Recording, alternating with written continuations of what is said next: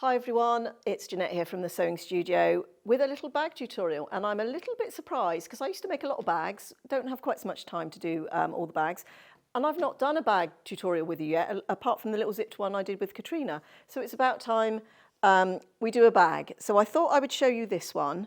Now this one I made many years ago. I'd had some leftover layer cake pieces of a layer cake left. So this is all based on 10-inch by 2.5-inch strips. So I've got the same on both sides, and I thought we could do this little video almost like a little bit of a sew along. We're going to do it in two parts. So today we're going to have a look at doing all the piecing and making the outside bit, and then I'll have a bit of homework to do. I'll take it home, do a bit of quilting, and then I'll show you how to do the lining, add an optional pocket if you want a patch pocket in there, because this one has got just a little pocket, and I've put a popper on that. And I designed that one so it's big enough for my glasses to go in. I was very foolish that I bought myself a new crossbody bag to put my purse and everything in when I go to quilt shows and exhibitions. Sorry, excuse me. And I realised it's not big enough for my glasses to go in. And I only need them for close-up, for reading. So it's one of those glasses on, glasses off, glasses on, glasses off. And I thought, well, if I make a pocket big enough in this bag, I can put my glasses case in here, and then when I buy all my lovely stuff, I can put it in my bag, but my glasses will be close at hand as well.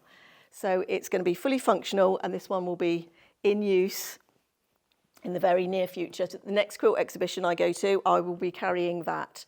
So I've made one here, but before we get into doing any sewing, let me just tell you what we're going to need. So each side uses 9 2.5 by 10-inch strips, so you'll need a total of 18 for both sides. These pieces here, they're 3.5 inches wide, and if we've done accurate 1/4 inch seams, it should come out at 18.5. So those are 3.5 by 18.5. So you need a total of 4. Now I tend to use a different colour at the bottom and the top, just add a bit more to the sort of scrappy look, but that could be the same fabric. So 3.5 by 18, and you'll need 4 pieces of those, so 2 for each side again. Now let me just quickly show you the handles, and we're going to make a handle today. Now I used leftover pieces of the layer cake, but let's say jelly roll strips would work with this as well, or any of your 2.5-inch strips out of your scrap bins. And these are cut at 4.5 by 2.5, and you need 7 for each handle, so that's a total of 14. And then 2 strips that are 2.5 by 28.5 inches for the inside of the handles. Now the pocket, I sort of change sizes on the pocket, so I'll talk a little bit about that in the next bit, because I'll do that with the lining in part 2. But a sort of a fat eighth, which should be plenty big enough. I generally tend to do them about 8.5 inches wide and sort of fold it double, but that is completely customizable. I've sized it, as I said, so that my glasses case will fit in there. But I'll tell you, I'll give you the measurements of that one, but a fat eighth will cover that. You'll also need about 1/2 metre of fabric for your lining. So the size of this should turn out 18.5 by 16.5, so you need enough to get 2 pieces of that size out of it. Now, if you've got a fabric, you may be able to have, that's not got a direction, sorry, finish your sentence, Jeanette. You might have enough in there for the pocket, so you might not need the fat eighth, but it depends on if you're working in metres or yards. I know in the US you work in yards, so you won't have quite so much fabric for yours, so you'll probably need an extra fat eighth. But UK, we buy it in metres. You'll probably have a big enough piece out of your 1/2 metre to do the pocket for that.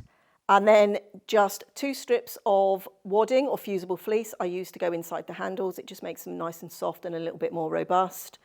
And that is 1.5 inches wide by about 30 inches long. I just make it a bit longer than the actual handle. So you'll need 2 scraps of wadding for that. And then about 1/2 metre of wadding or fusible fleece for the inside of the bag as well. So let's have a little look at how we put this together.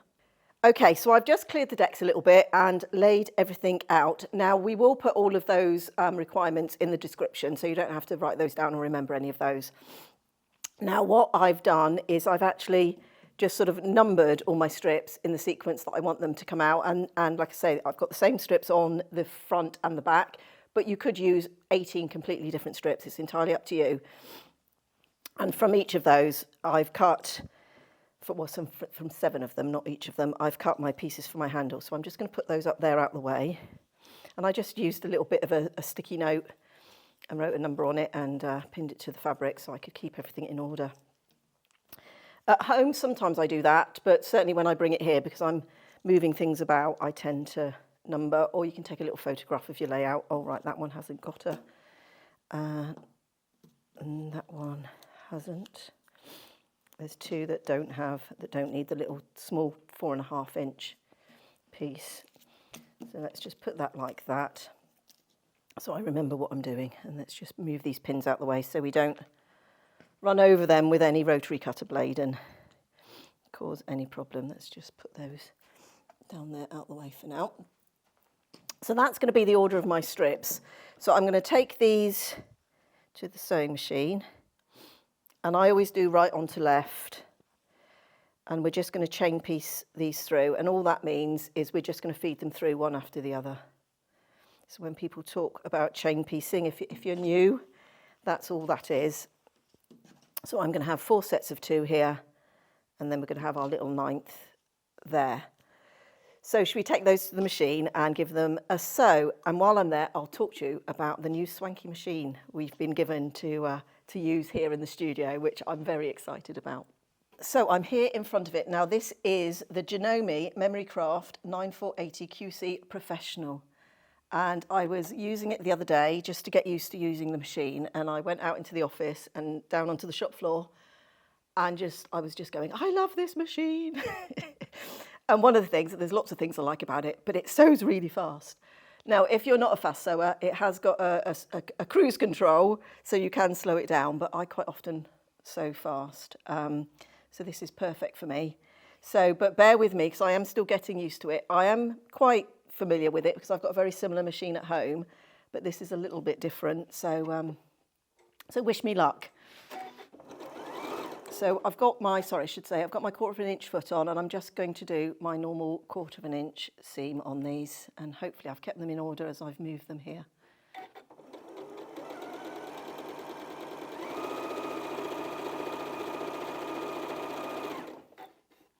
Now it goes so fast, Betty might not need to put me into hyperdrive, so.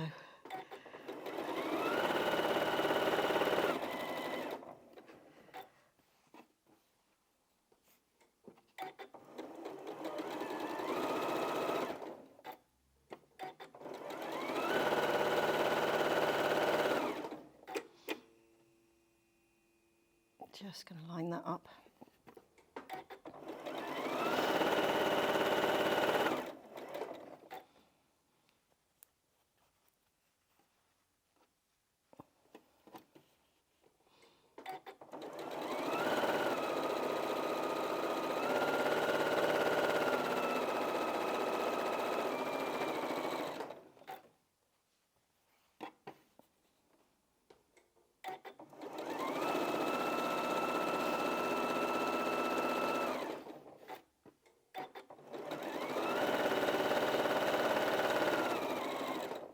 Now I also really like this machine because I think it gives us a much bigger area for you to see what I'm doing here under the camera. So I'm just going to cut these apart, and we're going to put together our 2s are going to become 4s. I'm just going to finger press that seam for a minute. We'll take them to the iron at the end. And I've got my other little pieces laid out, so if I forget which order they need to be in, I can just glance across and look at how I've got those laid out.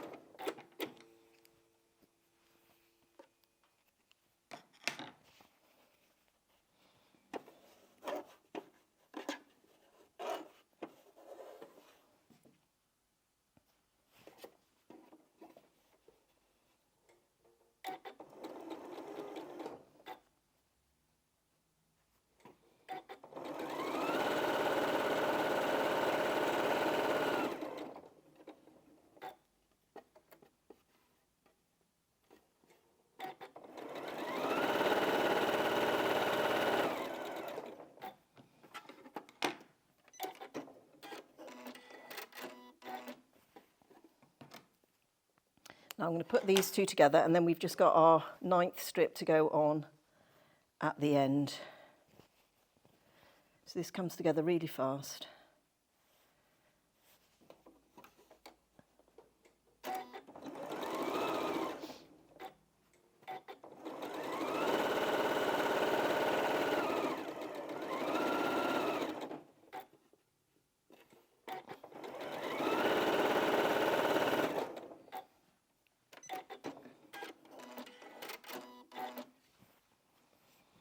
And then we can put that 9th strip on now.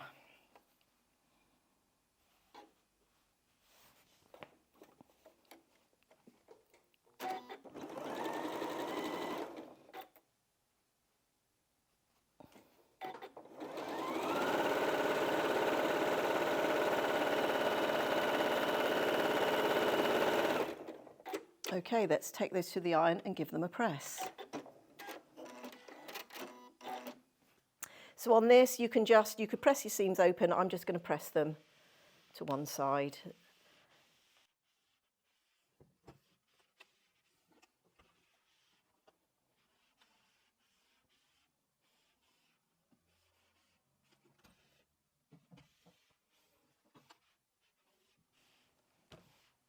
And once I've done that from the back, I hit it from the front.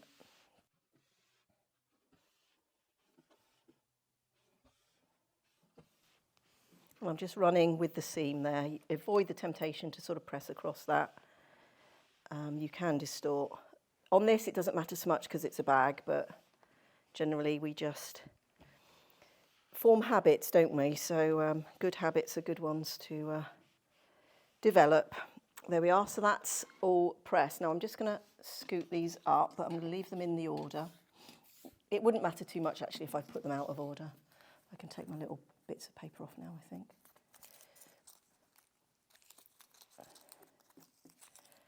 Ooh, lots of scrunching. Put those in the bin. And now we're going to add our top and bottom pieces. Now, that's the right way round. Now on this one, this is directional, this top, so I've just got to make sure that that's facing the right way. That's going to be the top of the bag. Now you can see I've slightly oversized these just because I think it's easier to fit something that's slightly bigger on. So I'm going to have the red at the bottom and that at the top.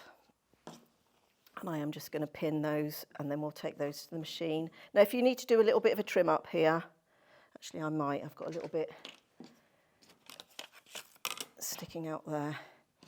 Because like I say, this is a bag, so if yours doesn't come out at exactly 16.5 by 18.5, as long as your two panels are the same, it's really not going to matter. I've got a little bit of trimming to do there. I think I had some trimming to do on the other one. That was my original cutting, probably. These were, let's say, leftover remnants, so let me just make sure it's square.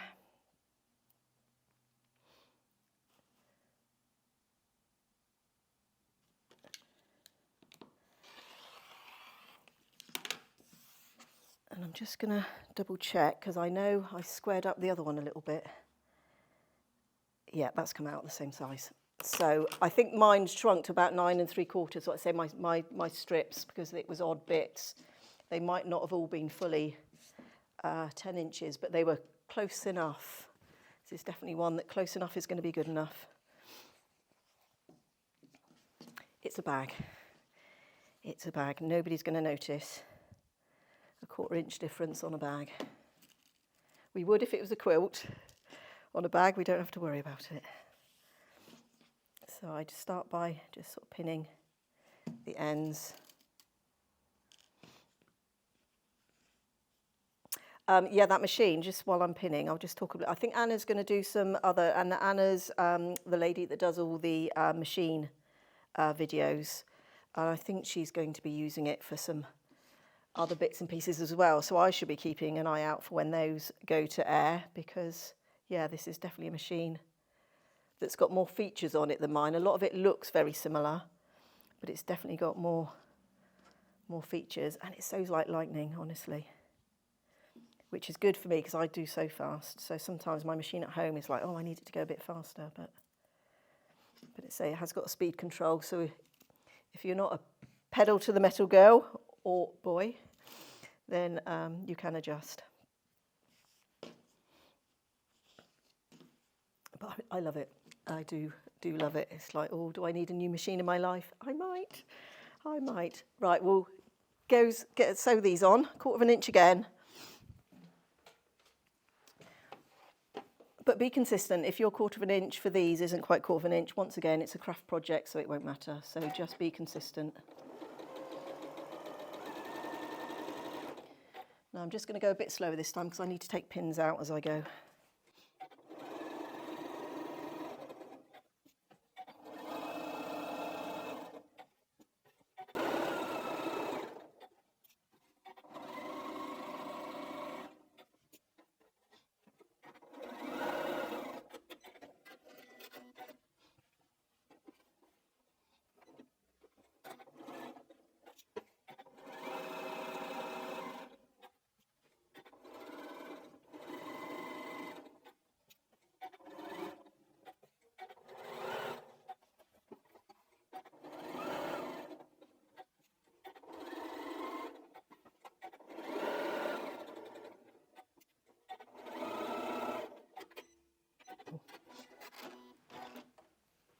It beeped at me because I was a bit quick there. I was hitting the scissor button before it had finished. So there we are. Now I'm not going to iron that for a minute because I'll put the handle together and then we'll take it all to the iron and press it all at the same time. But there, we've just sort of finger pressed that back. But I will trim those off after I've ironed it as well. But that's what the bag front is going to look like. So let's just move that to one side for a minute and let's pull out the handle. Now this is one I've made earlier. And literally we're just going to sew all of these pieces together using that short side. So they're all just going to go together like this. So I'm just going to stack them up in order. And then once again, we can just chain piece them through.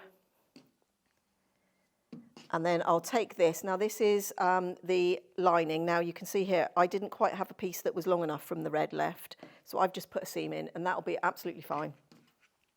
So don't worry, you can put 2 shorter pieces together, but I'm going to take that as well because once I've put those together, we will be able to add that one. So I'm just going to lay that one there. See, we've got a nice big surface to work here.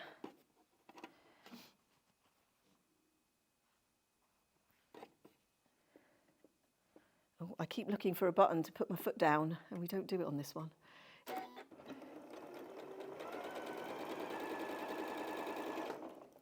It automatically does it as you start to sew. So I'm going to have to get used to that.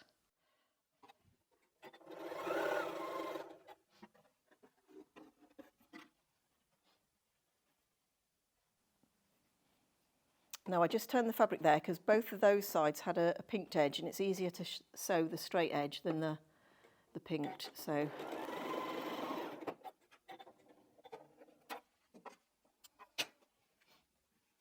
now these, once again, you can press open or to one side. I'm actually going to press them open because this is going to be a shoulder strap, so I think it'll probably be a bit nicer with those seams open, but I'm just going to finger press that for the moment.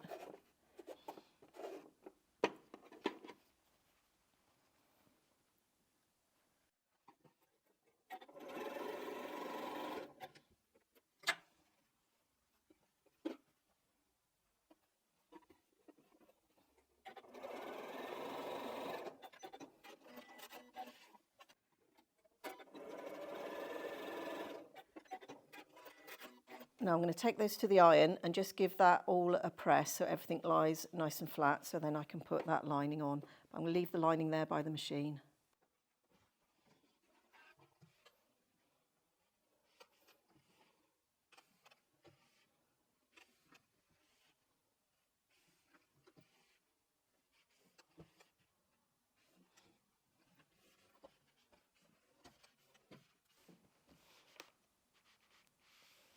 Now there are lots of different ways to make bag handles, but this is definitely my go-to method. So we're just going to line these two up and go down both long edges. And I'm going to do that from the side with the patchwork so I can see what the seams are doing.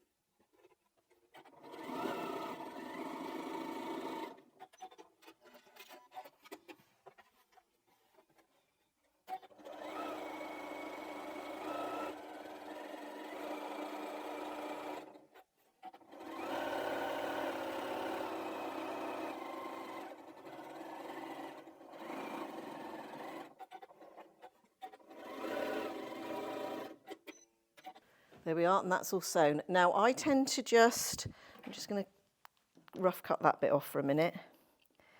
I tend to press it before I turn it out. I think it just sort of helps everything to turn a bit more nicely. That's not very good English. Nicer. And lay nice and flat. So I'm just going to hit that with the iron. Now I won't spend the time turning this out, but you're just going to turn it through.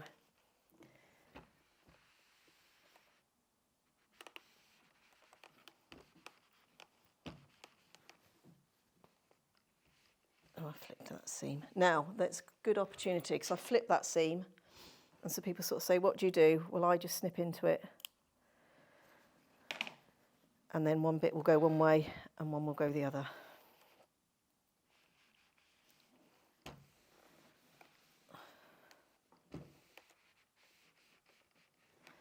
There we are. Now we'll turn that out. Now my tool of choice that helps me with that is a chopstick. But you could use knitting needle. I know you can get some turning tools and stuff that do the job. But I'm just going to set, because it's not very interesting, is it, watching me turning something through. So I prepared one earlier, so let me just hit this one with the iron a minute, and then we're just going to top stitch, and I'm going to show you how I top stitch.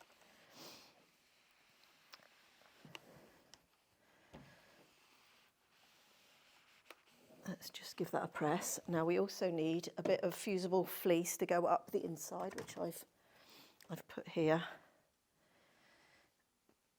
So that's going to be for my my bag pieces, but I'll do that because I'm sure you don't want to see me pressing fusible fleece in.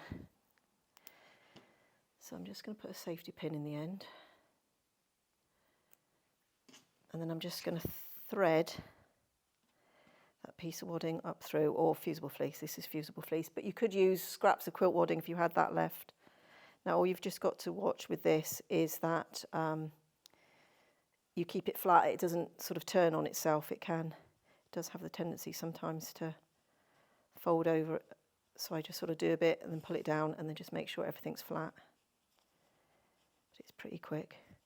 But these are really nice, comfortable handles. I made bags like this. I used to go on a girls' holiday every year. 3 of us used to go off. And I made us all beach bags one year with these handles. And my 2 friends were saying how comfortable they were, even when they were loaded up with all our stuff, you know, bottles of water and suntan lotions and books and towels and everything when we were going to the beach. They said it didn't matter how much stuff they put in them, how heavy the bags were, the straps were really comfortable. So I've carried on making them like this ever since. So that was some good feedback. So there we are, you can see that's gone all the way up through the middle. And just as a reminder, that was a 1.5 inch wide strip. And then, because that's fusible, I am just going to hit that with the iron.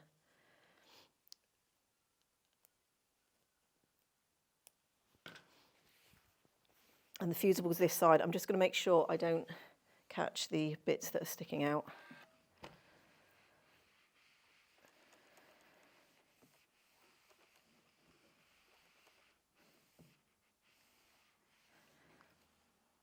But we're going to top stitch this in place as well. So if you haven't got a fusible, it works just as well.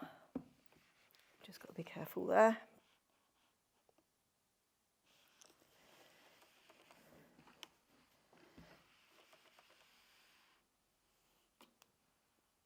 I don't know why we wiggle the iron like that. It doesn't do anything extra, does it? So we're going to do a top stitch. Now I need to do 2 things on the machine. I'm going to switch out the bobbin colour to a red. I'm going to keep sort of a neutral colour in the top, but I'm going to put a red in the bottom just so that that blends in a bit better. And I'm also going to change the foot. So let us do both of those things. Now, the thing when I've put the bobbin right here in my little case. So look at how nice and new it is in there. It may not stay that tidy for that long, but let's just enjoy it while it is. Right, let's just thread that through. And then the other thing I'm going to do is switch out the foot. And this is just a drop-off foot again. Let's just put that away in there so we know where we've put it. It's just a snap on. Now what I'm going to do is I'm going to use the inside of this foot as my guide, and I'm hoping that where I've put that needle there will give me about 1/8 of an inch. So let's just drop that foot, do a couple of stitches and see. Yeah, I might just move it back just a little bit. Perfect. Now the other thing I'm going to do is I'm going to increase my stitch length to 3 because this is a top stitch.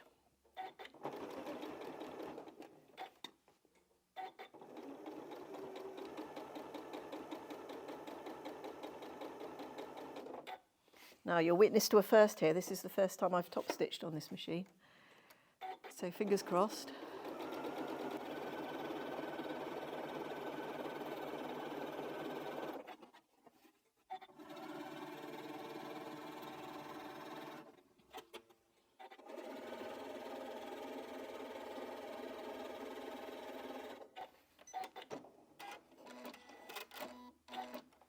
Beautiful. Okay, let's do the other side. That's moved a little bit there, but it'll be all right.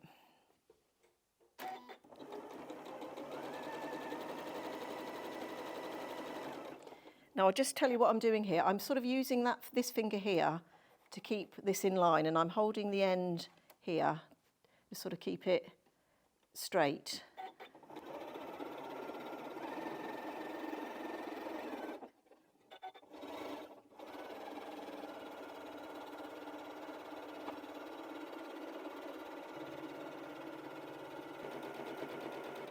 Perfect, but having that eye line there, something to focus on, really helps keep you straight. So